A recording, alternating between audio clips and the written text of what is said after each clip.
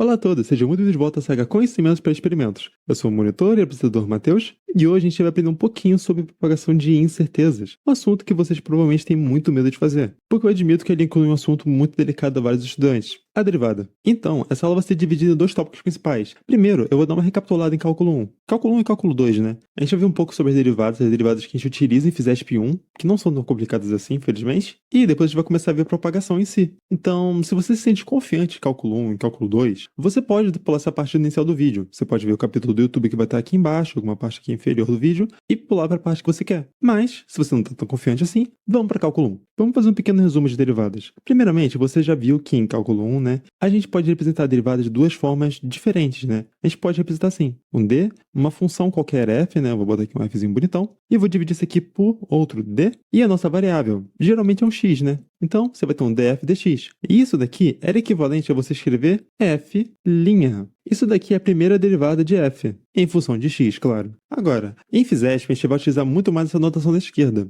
Só que tem um detalhe. A gente vai utilizar um símbolo um pouquinho diferente. Você provavelmente viu um D diferente, um D curvado, por assim dizer, né? Que parece um 6 ao contrário. Esse cara aqui. Alguns professores chamam de D rond, D redondo em francês. Bem, eu vou chamar ele de parcial. Mas, de verdade verdadeira, esse cara aqui, ele é igual àquele D que a gente viu aqui. Então, D. O motivo para a gente ter um símbolo diferente é porque algum matemático lá em 1700 pensou que, poxa, eu não quero usar esse símbolo aqui, eu quero usar esse. E ficou por isso mesmo. Mas a forma resumida é o seguinte, esse cara aqui é igual a esse daqui, só que você usa esse carazinho, né, o D pequeno, quando você está derivando em função de uma única variável. Você pode ver aqui na esquerda, né, que a gente tem somente uma variável, que é o x. E como em cálculo 2 e em FISESP você vai ter várias variáveis, você usa esse cara daqui. Ai meu Deus, quantas variáveis? Geralmente no máximo é 3, não se preocupa, também a gente não vai botar você fazer um cálculo de derivada de 10 derivadas diferentes. Mas vamos lá. Então, esses dois são equivalentes, de modo que eu posso escrever isso daqui. A parcial de f dividido por a parcial de x. Mas eu poderia também escrever o seguinte, a parcial de f em função de y, ou então de z, ou então de w, sei lá, alfa, beta, e assim por diante. A questão é, você pode derivar em função do que você quiser. É claro, a gente vai focar em coisas variáveis aqui, né? Afinal, se você está derivando em função de uma constante, vai resultar zero. Isso eu acho que a gente ainda se lembra. Então, isso daqui foi certinho. Então, esses dois caras aqui são equivalentes, e esse cara aqui vai ser equivalente a isso daqui, vai ser um f'. Ah, então eu posso só escrever, por exemplo, né? A parcial de x ao quadrado em função de x. Sim, e esse cara aqui é equivalente a você escrever x ao quadrado, linha. Se não for linha tão bom assim, agora sim. X ao quadrado, linha. E, usando a regra da potência, a gente vai ter aqui que vai ser 2x elevado a 1, mas o 1 não vou escrever. E se você não se lembra da regra da potência, eu vou escrever aqui no cantinho. Pronto, temos ali no cantinho a regra da potência. E honestamente, essa regra aqui é a única regra que você precisa saber para fazer derivadas em FISESP 1. Então, vamos começar a trabalhar com ela. Mas, você sabe qual que é a derivada de 1 sobre x? Vamos criar uma nova função, pode ser um g de x. Esse cara aqui, ele vai ser igual a 1 sobre x. E qual que é a derivada de g de x? Bem, 1 sobre x é a mesma coisa que x elevado a menos 1. Então, eu posso aplicar a regra da potência. Basta falar que n é igual a menos 1. Então, vamos fazer aqui. G' de x é igual a menos 1 vezes, vai ser x elevado a menos 1, que vai ser menos 2, né? Então, menos 2. Você poderia escrever isso aqui como menos 1 sobre x ao quadrado. Então, essa seria a sua derivada, ok? Isso aqui também é uma situação que ocorre bastante, de você ter 1 sobre alguma coisa. Então, nunca esqueça dessa conversãozinha aqui, de 1 sobre x igual a x menos 1. Ah, e se fosse, sei lá, um alfa, vamos botar aqui. H de alfa, letra grega, né? É igual a 1 sobre alfa. Bem, isso daqui é a mesma coisa, que afinal, x é simplesmente uma variável, e alfa também. É uma letra que a gente usa para representar um conceito, por assim dizer, né? Então, eu vou botar aqui alfa menos 1, cuja derivada, a gente viu aqui em cima, vai ser menos 1 sobre alfa ao quadrado. Ah, e se eu quiser botar um coraçãozinho, o coraçãozinho vai ser uma variável. Você pode também, mas eu admito que eu não sei fazer um coração, então eu não estou usando. Meu coração mais bonito é esse daqui. Vou fechar aqui. Então vamos trabalhar com o cálculo multivariável. Vamos começar a criar uma função de várias variáveis. Que tal uma de x, y e z, né? Vamos botar aqui então. Fzão de x, e eu tô sem letras, senão eu botaria, sei lá, mas eu acho o a de x meio feio. Mas enfim, tira aquela parte. Y, Z, eu fecho parênteses. Então, ops, não fechou direito. Então, eu tenho uma função aqui que tem 3 variáveis. Isso aqui é revisado bem no comecinho, né? X, Y e Z. Eu poderia também só escrever F, né? Se você fosse um pouco preguiçoso. Mas eu quero deixar um pouco didático. Então, você teria uma variável X, Y e Z. E, bem, minha função vai ser X mais Y vezes Z. Deixa eu apagar esse cara aqui de baixo, que eu não vou usar ele. Então, essa é a minha função. Então, eu vou ter que derivar a função em função de X, de Y e de Z, beleza? Então vamos começar a fazer isso. A parcial de f dividido pela parcial de x é igual a... Bem, primeiramente, a derivada das somas é a soma da derivada. Então, eu poderia fazer aqui a derivada de x e depois a derivada de y vezes z. Então, vamos fazer isso. A parcial de x mais a parcial de y vezes z. Deixa eu abrir um parênteses aqui para deixar certinho. Vamos trabalhar em partes. Esse cara daqui de cima é nada mais nada menos que x elevado a 1, linha. E aqui a gente pode aplicar a regra da potência. Então, aquele 1 vai descer, vai ficar 1 vezes x elevado a 0. Isso aqui vai dar 1 também, né? Então, vai ficar 1 vezes 1. E 1 vezes 1 é 1. Então, deixa eu apagar isso aqui tudo. 1. E esse cara daqui? Bem, como eu estou derivando em função de x, o que acontece é o seguinte, y e z viram constantes. Ué, mas você acabou de falar que eles são variáveis, você definiu até como variável aqui? Sim, de fato, eu defini como variável. Mas, para a derivada parcial em função de x, eu vou ignorar completamente as outras variáveis, no sentido de que eu vou tratar elas como uma constante. E a gente sabe que a derivada da constante é 0. Então, esse cara aqui vai dar 0, de modo que a derivada de f em função de x é 1. Então, deixa eu botar aqui no fundo, 1. Ok, temos nossa primeira derivada. A derivada de f em função de x. Ou a derivada parcial, né? Mas, enfim. Agora vamos para a nossa próxima variável, y. Eu vou escrever aqui em cima. A parcial de f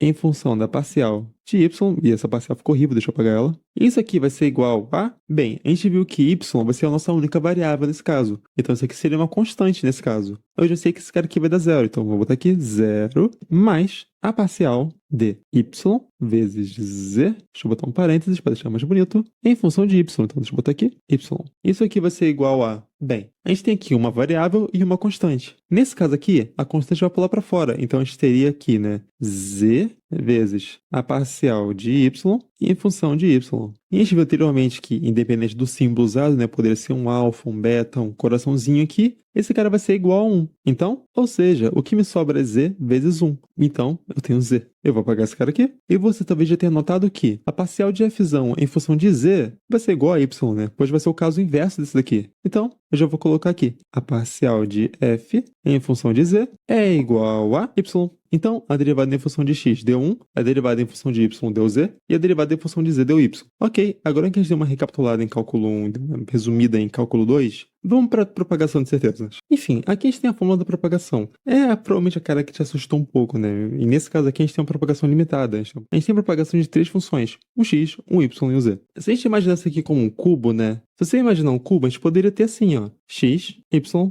e z. O x é a largura, o y é a profundidade e o z é a altura. Mas você também poderia ter outras situações. A gente também pode dar o exemplo da equação de Torricelli. E nesse caso, eu vou usar um exemplo de uma bolinha caindo. Vamos supor que você está medindo a velocidade em 2 pontos diferentes. Vamos supor que você está medindo a velocidade aqui, né, nesse primeiro ponto, e a velocidade depois nesse ponto aqui. E ela está caindo, obviamente, né? Você poderia alterar algumas condições para fazer que a bolinha caísse mais rápido. Então, por exemplo, você poderia ter a velocidade inicial, né, nessa primeira velocidade aqui, um pouco maior. Então, você estaria controlando a variável V1. Você também poderia aumentar a distância entre os dois sensores. Você estaria controlando o ΔX, né? Que seria a distância entre esse cara aqui até esse cara aqui. E para finalizar, a velocidade V2 ela vai alterar como uma função da V1 e do ΔX, né? Quanto mais distante. E o V2 também vai alterar por consequência dos dois alterando, né? Então, você tem um controle de todas essas três. E por consequência, as três são variáveis. E obviamente, né? O 2 é uma constante, no sentido literal, ele é um valor constante, então ele não altera. Ah, e se tivesse algo diferente? Vamos supor que você tenha medido uma moeda. Então, vamos supor que é a área da moeda, né? A área da moeda, deixa eu botar aqui um azão, vai ser πr ao quadrado. E meu r e meu π são iguais, eu sei. Mas esse cara aqui é o raio. Deixa eu até botar um r maiúsculo.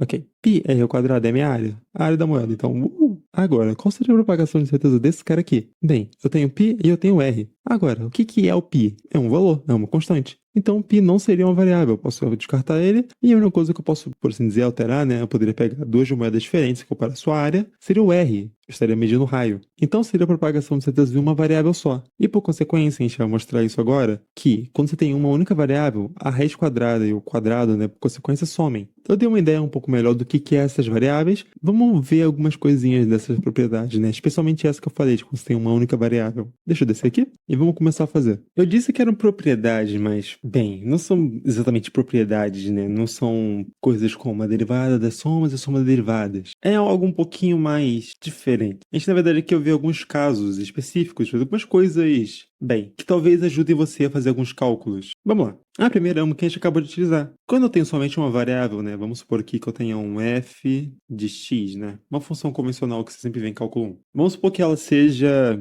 pode ser 3x quarta. Pode ser 3x a quarta, né? Então, se eu fosse fazer a propagação de certeza desse cara aqui, o que aconteceu é o seguinte. Eu ia ter uma raiz quadrada dentro de um número elevado ao quadrado. Não sei qual que vai ser, mas aqui dentro vai ser um valor que vai resultar, né? Vamos supor que aqui fosse, sei lá, 2. O que vai acontecer é o seguinte. Eu vou ter esse 2, eu vou levar ele ao quadrado, depois eu vou botar a raiz. Em termos, bem, matemáticos, né? Isso aqui é nada mais, nada menos que um módulo desse número. Então aqui seria um módulo de 2. Só que, na física, bem, você nunca vai ter nenhuma forma de chegar nesse valor negativo. Bem, você pode, na verdade, né? Mas não seria o normal você ter um valor negativo aqui dentro, né? Você não teria um menos 2, no caso, né? Então, deixa eu até apagar esse cara aqui. O que eu quero chegar e falar, né? É o seguinte, você pode simplesmente ignorar esse elevado ao quadrado e essa raiz. Então, eu vou apagar esse cara aqui.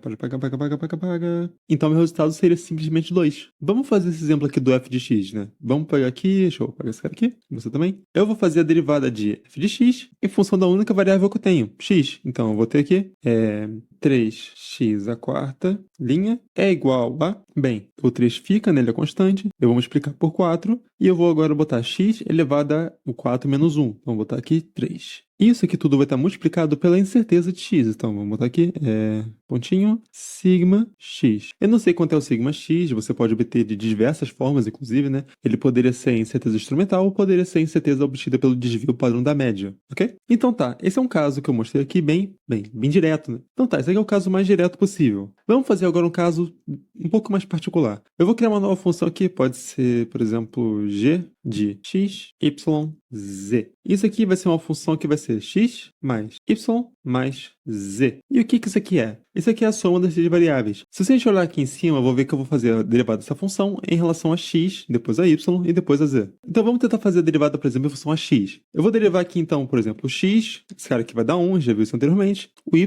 bem, o y vai ser tratado como uma constante, então ele vai zerar. E o z, que novamente vai ser uma constante, e vai levar a zero. Então, eu só vou ter 1 vezes a incerteza de x. E depois você vai repetir esse processo para y. Você vai perceber que você vai obter só a incerteza de y. E depois fazer isso, só a incerteza de z. Então, quando eu tenho um caso aqui de soma de variáveis, o resultado sempre vai ser a raiz, bem, eu vou botar aqui, sigma x ao quadrado mais, esqueci de botar uma setinha ali, sigma y ao quadrado mais sigma z ao quadrado. Fecha esse cara aqui e, bem, pronto. A gente tem aqui basicamente a soma das incertezas, todas elevadas ao quadrado, e depois você vai botar tudo numa raiz. E o último caso que eu quero falar é o seguinte, deixa eu até descer um pouco mais. Vamos supor que você tenha feito o seguinte, eu estou criando um gráfico com os dados que eu obtive. Aí eu defini aqui, bem, meu y, ele vai ser igual a h. Vamos supor que eu esteja fazendo a medida de um cilindro, por exemplo.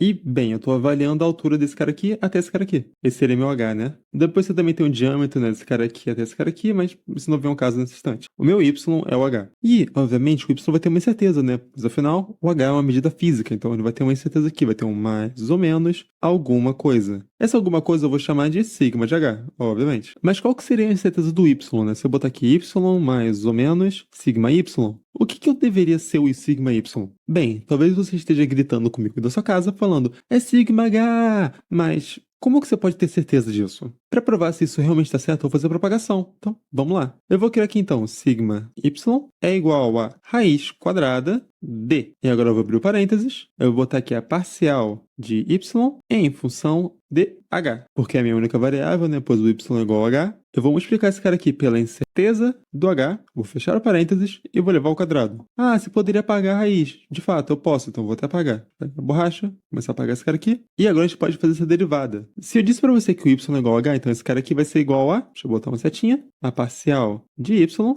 em função, ops, ficou mais reto, em função de y de novo, que é igual a 1. Então, o que isso aqui tudo está me dizendo é que sigma y é igual a sigma h. Ok, eu pude afirmar isso com a matemática. Então, sim, você está certo em fazer essa manipulação direta, né? Você não precisa fazer a propagação para verificar se isso está certo toda hora. Beleza, estamos quase terminando. Vamos fazer um exemplo agora de uma função qualquer e depois vamos fazer um exemplo com algo, bem, aplicado à física, né? Vamos lá. O primeiro exemplo que eu vou fazer é o seguinte. O primeiro exemplo que eu quero fazer é o seguinte. Vamos fazer uma função aqui chamada alfa que vai ser igual a, bem, deixa eu pensar aqui. Pode ser 5 vezes a raiz quadrada de x, isso aqui ficou um pouco grande, deixa eu fechar, mais x vezes y ao quadrado. Ok, então temos aqui 5 vezes a raiz de x mais xy ao quadrado, onde somente o y ao quadrado no caso, né? Mas enfim, e eu quero saber a incerteza de alfa. De cara, você já sabe que o x e o y vão ser variáveis, então eu vou ter que fazer somente duas derivadas. Bora lá. Eu digo duas como se duas fosse pouco, né? Vamos lá. Sigma de alfa é igual a raiz, e eu tenho que botar a raiz porque eu estou fazendo duas funções, a raiz de, deixa eu abrir esse cara aqui, abre parênteses, a derivada de alfa em função de x vezes a incerteza de x, fecha parênteses, eleva ao quadrado, mais, abre parênteses, a derivada de alfa em função de y. E isso, claro, vezes a incerteza de y. Isso tudo elevado ao quadrado e falta um espaçozinho aqui, deixa eu terminar, pronto. Essa aqui vai ser minha raiz. Agora basta fazer as derivadas, então, vamos lá. Eu vou começar com essa daqui, deixa eu puxar uma setinha para cá. Eu vou ter, então, a derivada de 5 vezes a raiz de x, mais x vezes y ao quadrado. Eu vou primeiro fazer essa parte daqui, tá? Que eu tô marcando. Vamos lá. 5 vai pular para fora, então 5 fica. Vezes. O que é a raiz de x? Bem, alguns de vocês talvez se lembrem que a raiz de x é nada mais nada menos que x elevado a 1 meio. E aplicando a regra da potência nisso daqui, eu vou fazer o seguinte. Deixa eu apagar esse cara aqui. Aquele 1 meio vai pular para fora, então eu vou botar aqui 1 meio. E eu vou multiplicar agora x, e eu vou pegar esse 1 meio e vou subtrair por 1. Então vai ficar aqui menos 1 meio. Isso aqui, deixa eu ver um pouco mais bonito, né? Vai ser a mesma coisa aqui. 5 sobre 2 raiz de x. Ficou um pouco feio ali a raiz, mas seria isso aqui. 5 sobre 2 raiz de x. E agora a gente tem que fazer a segunda parte, do x vezes y ao quadrado. Então eu vou botar aqui soma. Eu sei que esse y aqui vai ser tratado como uma constante. Então eu vou botar ele aqui fora já. Y ao quadrado vezes x, né? A derivada de x vai ser 1. Então eu vou botar aqui vezes 1. Eu não preciso incluir esse cara aqui, então. Deixa eu apagar ele já. Esse aqui seria o nosso resultado. 5 sobre 2 raiz de x mais y ao quadrado. Esse cara aqui representa justamente esse cara daqui de dentro. Beleza? Vamos fazer a segunda parte agora. Derivando em função de y, a gente vai perceber aqui. Bem, essa parte com a raiz de x, bem, não tem variável em y. Então não tem nem para que eu tentar derivar. Eu sei que vai dar zero. Então, vamos botar aqui. 0 mais... E agora a gente vai fazer x vezes y ao quadrado. Então, já vou botar logo aqui o x, porque vai ser uma constante, vezes a derivada de y ao quadrado, linha. Y ao quadrado, linha, a gente vai aplicar a regra da potência. Então, eu vou botar aqui um carinha para poder puxar para baixo.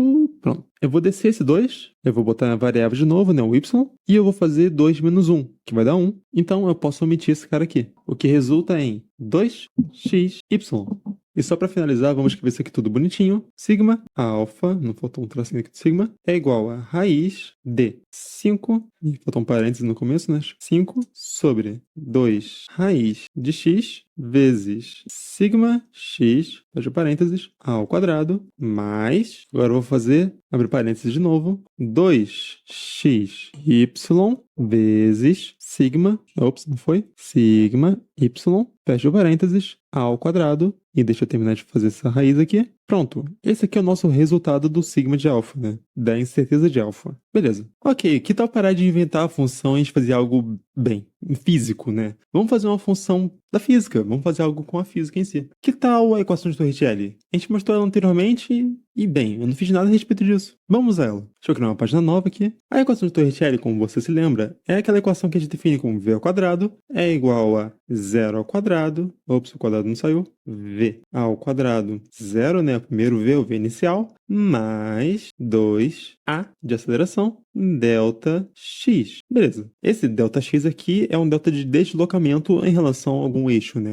Uma distância percorrida. Às vezes você vê ela representada como delta S. Por exemplo, se eu botar aqui um delta S minúsculo. Não importa qual dos dois, a questão é você entender que esse cara aqui é o deslocamento entre dois pontos diferentes. E esses pontos são os pontos onde você está medindo a velocidade naquele local. Então você teria a velocidade inicial e a velocidade final. Agora, vamos botar aquele exemplo de antes. Eu falei que a gente estava fazendo uma queda livre, né? Eu tinha uma bolinha, eu vou desenhar aquela bolinha de novo, não se preocupa. Aí eu tinha um sensor 1, um sensor 2, e eu estava medindo a velocidade no sensor 1 e a velocidade no sensor 2. Dessa forma, eu podia descobrir, né, a velocidade 1 e a velocidade 2, e eu tinha a distância entre os dois sensores. Então, eu tinha esse delta S aqui. Então, deixa eu botar aqui delta S, 1, 2. A partir desse cara aqui, a gente consegue descobrir a aceleração. E para fazer isso, né, de descobrir a aceleração, eu vou isolar esse Azinho aqui. E, bem, isso até que é fácil, né? Eu vou pegar esse cara aqui, eu vou jogar ele pro outro lado, e depois eu vou dividir tudo por 2 delta S. Vamos fazer isso. Eu vou ter aqui A é igual a V ao quadrado. E agora eu vou mudar um pouquinho da nomenclatura que eu usei aqui. Aqui eu usei só V ao quadrado e V0 ao quadrado. Eu vou botar aqui V2 ao quadrado para a velocidade final, né, representada pelo hashtag 2 aqui, que é o sensor. E eu vou subtrair esse cara aqui por V ao quadrado 1.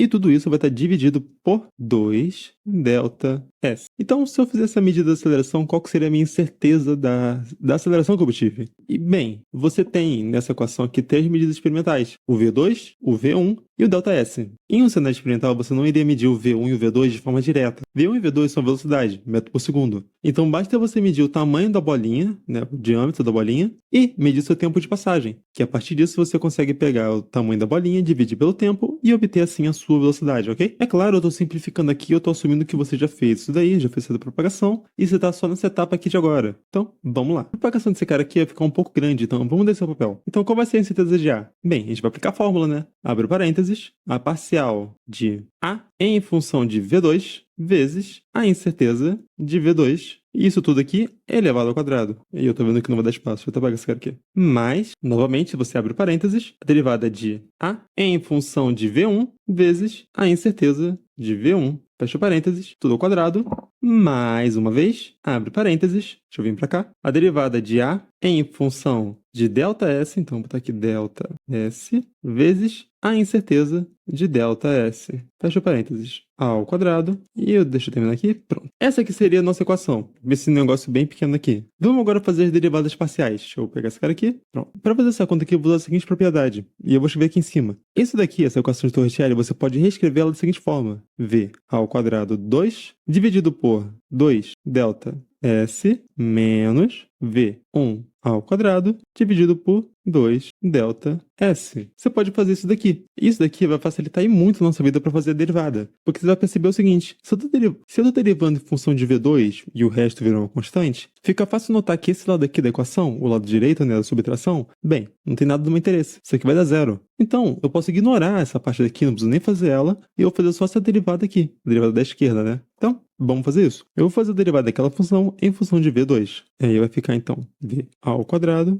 2, dividido por 2 delta S. Ah, e essa notação que eu usei aqui, bem, é basicamente a mesma coisa que se eu tivesse colocado tudo isso daqui ali dentro. Só que fica difícil escrever isso, então eu botei aqui para fora. De qualquer modo, vamos derivar. 2 delta S, ou, bem, no caso, 1 sobre 2 delta S é uma constante. Fora, então, deixa eu botar aqui igualdade. 1 sobre 2 delta S vezes V2 ao quadrado. V2 ao quadrado, sua derivada, né, vai dar 2V2. E a gente sabe disso por causa da regra da potência, né? Então, deixa eu botar aqui 2 vezes V2. Esse 2 aqui, ele corta com esse 2 aqui de baixo, então deixa eu até riscar eles aqui. Tchau, tchau. Então, o que me sobra é V2 dividido por delta S. Agora, se você for espertinho, você vai perceber que, bem, a derivada do V2 e a derivada do V1 vão ser bem semelhantes. Só que a diferença vai ser que um é V2 e o outro é menos V1. Então, ao invés de fazer essa conta tudo de novo, vou fazer o seguinte. Vou puxar uma setinha para cá e eu vou escrever aqui direto. Menos V1, por causa do menos aqui na frente, né? Você vê que ele é negativo. Isso aqui vai dar dividido por delta S. Se você está duvidando de mim, você pode fazer essa propagação. E para finalizar, a gente vai fazer esse cara aqui da direita. Deixa eu puxar aqui para baixo. Vamos fazer ele aqui. Para esse caso aqui em específico, eu acho mais fácil a gente trabalhar com a função original, né? Do v ao quadrado, menos v1 ao quadrado, sobre 2 ΔS. Vamos lá. Essa parte aqui de cima vai ser tratada como uma constante. A parte de baixo também, o 2, né, no caso. Então, eu já posso fazer o seguinte. V2 ao quadrado menos V1 ao quadrado dividido por 2 vezes a derivada em função de ΔS de 1 sobre ΔS. Ok, isso daqui não é um S, calma aí. Pronto, agora sim. Essa parte aqui nada mais nada menos é que ΔS menos 1, linha. Então, deixa eu escrever até aqui. ΔS menos 1, linha. E a gente viu anteriormente que isso daqui vai ser menos 1 dividido por ΔS ao quadrado. Ok? Então, para deixar bonitinho, vamos escrever certo, né? V ao quadrado de 2 menos V ao quadrado 1 dividido por 2 ΔS